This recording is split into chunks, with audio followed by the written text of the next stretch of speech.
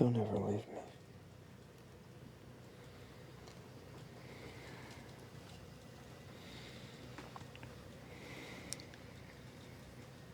Elena said that what we have won't ever be enough for you. She's wrong. You're all I want.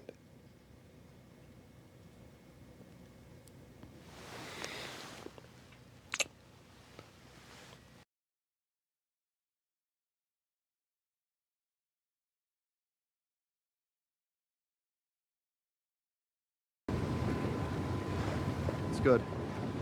I'm fine. We'll be back before midnight. The apartment's secure. Did they find Leela? Not yet.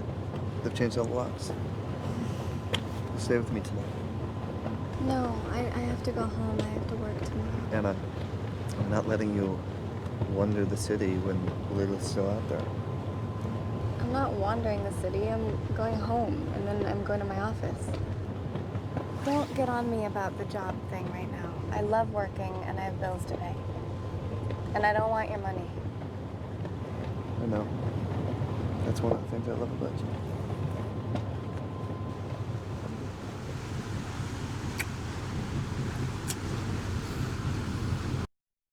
Mr. Gray will see you now. Christian Grey. I'm Anastasia Steele.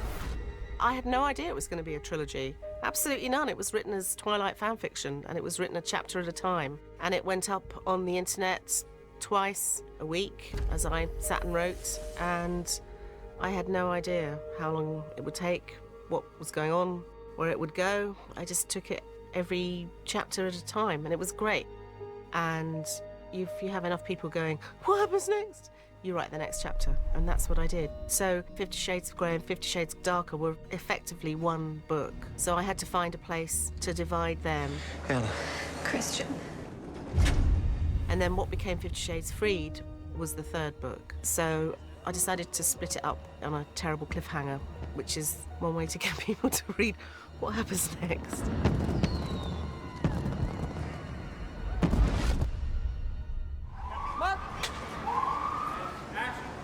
I can't believe you just talked to him like that. He wants what's mine. What's yours? That's a little presumptuous. Adapting a book is not an easy process. I've done quite a few movies that are adaptations of books, including the first 50 Shades. And Nell, who's actually Erica's husband, did the adaptation, which I thought was a good thing for us as producers because he lived with these books and the process of these books being written. So it made him an ideal candidate, as he was already a screenwriter, to do the adaptation. But to condense those 400 pages down into a movie is no easy task. He did a really fantastic job of boiling everything down so that we got all the main set pieces and fan moments that would be expected. Why are you here? For you. Erica was very keen that movies 2 and 3 should stick as closely as possible to the books and to the sense of the books and to the sense of the story. And of course, I was very familiar with the parts that meant a lot to Erica and to her fans. And I was very keen to see those properly included. I wouldn't let her watch over my shoulder. If she'd come in when I was working on the first draft of the script, I'd switch the screen off and say, yes. And she would say, I said, no, when it's finished, when it's ready, I'll show it to you. But I was very nervous, actually. In the same way when you send your first draft of a script to anybody. So when I gave it to her to read for the first time, I was really quite nervous. And then I heard her in the next room, and I heard her laugh, and I thought, okay, I'm off the hook, because she was enjoying it. And we got over that first hurdle, really, of her accepting my work. And then we had to work together revising it. I mean, I'd hit a few bum notes here and there, and she helped me with it. And sometimes we'd have a bit of a ding-dong about particular scenes. I'd say, I really wanted to do this, and she would say, that's not true to the story. He kind of went off and did his thing, and then he'd bring me a draft and say, what do you think? And I'd go, oh, this, and we're still speaking to each other, so I think that's probably a good thing.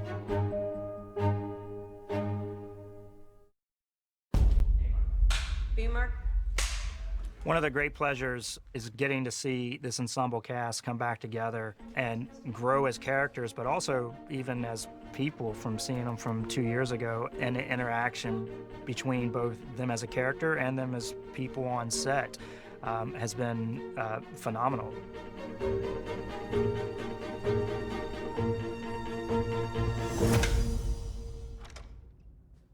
Anastasia Steele? The first thing about Dakota is that she's so intelligent. You can't get things past her. You can't ask her to do something with a bullshit reason. I've never been on a project this long, and I've never been so densely a part of a project.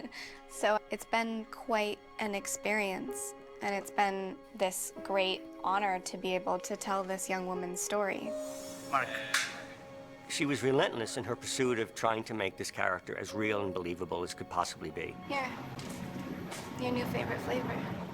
Each time she made a decision to do something, you felt, okay, yeah, that's what Anna would do. And if I tried to get her to do something that Anna wouldn't do, she let me know, and we didn't do it. When I come over here and I'm here, am I blocking her light? Okay. She knows exactly what the camera's doing and what it's seeing and how it's going to cut together. You know, I think if she wanted to, she could be a really good director. She just has a sense of the whole, which is unusual for an actor. You can't start interfering in my career. It's not about that.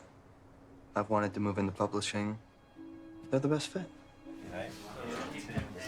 And Jamie, no matter what you'd throw at him, he'd say, okay, cool, I'll try it, and he would try it. So he was open to anything. He was prepared and had his own sense of what he was going to do. But if I threw a wrench into his plans, he just would adapt instantly and know what he was doing. He was just very clear that he wanted to get the core aspects of the characters and not just thinking it's a film about sex. He wanted to try to bring out Christian the man and why he is the way he is. You know, I had no idea what this was going to become. I didn't know you'd be different. Is that why you brought me to Mrs. Robinson's, where you brought all the other women because I'm so different? That was wrong, I admit. You hear sometimes actors saying the fun part is playing the bad guy, something quite different than themselves. And he's not a bad guy in the movie, but Jamie is about as far from Christian as you can get.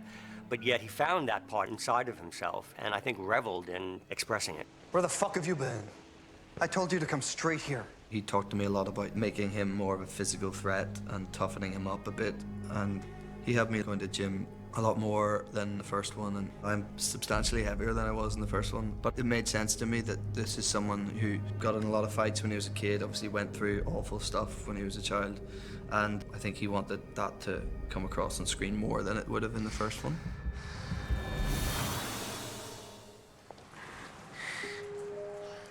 The movie has a certain fantasy quality to it. But what's interesting about it is that you've got these very serious, psychologically realistic actors who are playing in this fantasy. So it gives it a truth and a groundedness that makes it very believable. It makes you forget it's a fantasy. And Marcia Gay just has this professional gravitas of being a class act. To bring this woman to life and to be a part of this trilogy, it's an opportunity unlike anything I've ever had. It's a huge opportunity. And to try to portray this archetype of a mother. Happy birthday. Thank you. She's a woman of means, a woman of maturity. She's wise, kind of funny, she's kind of cheeky at little times. These things are beautiful, and they are mysterious. They're a pain in the ass. But she's a real archetype, nurturing. I love that. And I do feel this sense of, we're back, we get to hang out a little bit. It really does feel family-like.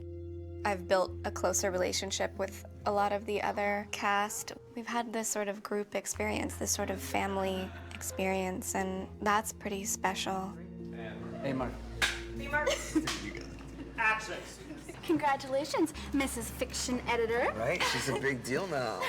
Walking down the street, people will be like, hey, I've met you before. Where do I know you from? You know, I've met you. I've like hung out with you. And I know like right off the bat that they probably saw the movie and feel like they're my friend because of the film, which I love. It's like the greatest compliment. He's so subtle, it kills me. The whole group of siblings and friends are all very essential to making the movie real. And those actors were just great because they knew they were in supporting parts, but were really happy to be there and really took their work seriously. And sometimes if somebody has quite a small part in a movie, they can easily get kind of run over by the machine. They come in for just one day at a time or something, and this machine is going all the time with all the other actors, and so they can feel like, wait a minute, where am I, what's going on? And I'm quite conscious of that when actors in smaller parts, to give them as much attention and as much focus as anybody gets in the movie. What do I get Christian for his birthday? The boy already has everything except a sense of humor. I'm very much like Mia. Mia's outspoken, like me. Mia kind of puts her relatives in the hot seat, and Christian kind of tells Mia all the time, okay, stop it now, Mia, stop it now, Mia. He got expelled from 4 different schools for brawling. That's enough. Totally out of control. Mia, enough. I'll be right back. And the great thing about these guys, they had already a grounding in who their character was, and so it was just fun for me to expand on that. And it's been really cool because my character, Jose Rodriguez, his journey now, he went from having a crush on Anastasia, and now he's kind of played the friend role, and I think he's accepted that more. Anna, you made it. Jose, there's so much of my face in here. Well, somebody likes them. They just bought all 6. It was a lot of fun because they were so gung-ho. You should be here. Why aren't you here? Yeah, tell that douchebag brother of mine to take a day off for once, would you? It's an interesting sort of benchmark in my career to be involved with something with such a huge audience, and all over the world people were going crazy over these books. And then to step in and fill the shoes of a character that people already know is very different than playing some original material or a movie that people are just experiencing for the first time. There's a pressure to get it right. I wanted the fans to like what I was doing the way that they did in the book, and you don't want to let anybody down. So that's been an interesting way to approach it, and the fans have been wonderful. All right, bye, Anna. Bye. Great, cut. That was great. This cast, they were all incredibly serious about it, committed to it, didn't demand special attention, but really appreciated collaborating with me and pushing their character forward.